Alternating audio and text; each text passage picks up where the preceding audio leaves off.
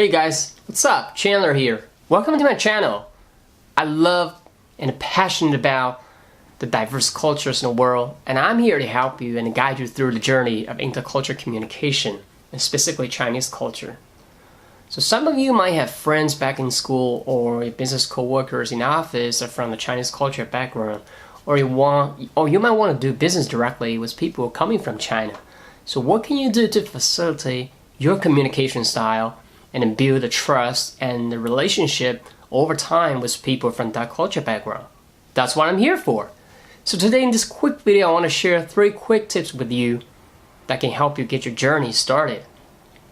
Tip number 1, avoid saying no directly.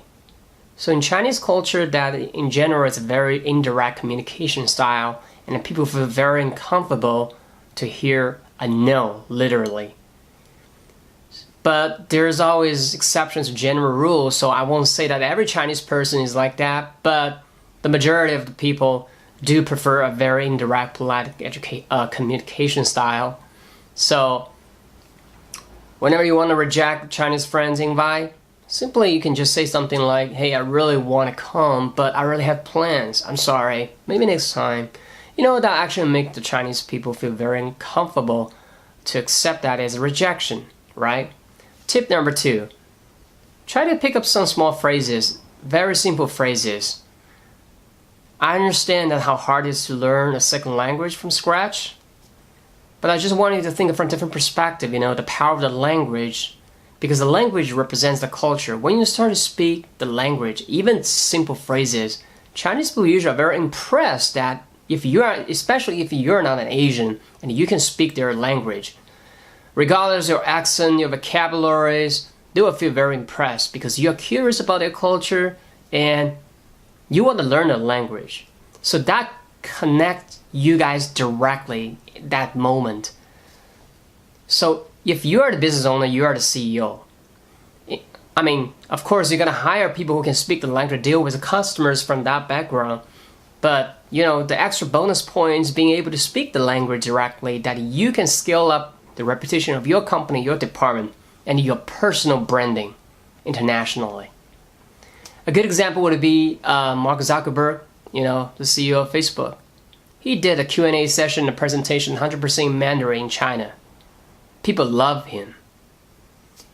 He still has a very strong accent, but people have no problem understanding what he's talking about, what he's saying. You know, that's how you kind of branch out to people and build a personal brand internationally.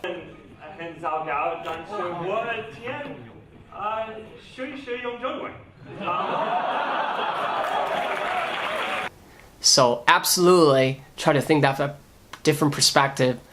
The hard work definitely pays off a lot. So simple phrases in Mandarin, you probably have heard that so many times from your friends or on TV show, you know. Hello, in Mandarin we say 你好. Thank you, 谢谢. I'm sorry, 对不起. So start from these simple phrases, gradually progress it, and then build a foundation upon it. And I will be more than happy to share some of the tips to learn the language in future videos. But I just want you to take actions and get started. Tip number 3, do not stick the chopstick straight in the bowl and leave it there when you want to step away from your table during lunch or dinner with your friends. Because in Chinese culture, you stick the chopstick straight in the bowl, that serves as a funeral, and your Chinese friend definitely would tell you not to do it. So what you can do is just to put the chopsticks on the side and you'll be fine. Hope these 3 tips really are helpful and at least get you started to think about it. You know, these little things that you can do when you're communicating with a person from a different culture background. And over time, you will start to build a new mentality, see things from different angles.